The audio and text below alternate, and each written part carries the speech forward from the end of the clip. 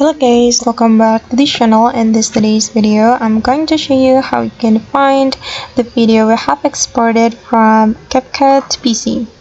Okay, let's get into it. Here I have created a project in my CapCut PC application, and first of all I'm going to export the video, and I'm going to show you how we can find the exported video in our PC.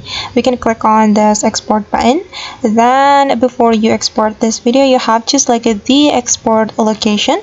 You can select it right here to make your video easier to find. You can click on this icon, and then you can select a folder in your PC.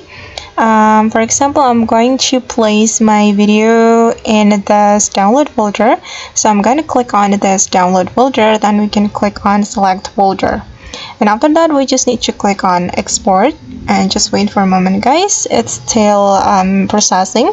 Okay, now the exporting process has been completed, and I'm going to check it in my file explorer. So we can click on the download folder since I have selected this download folder.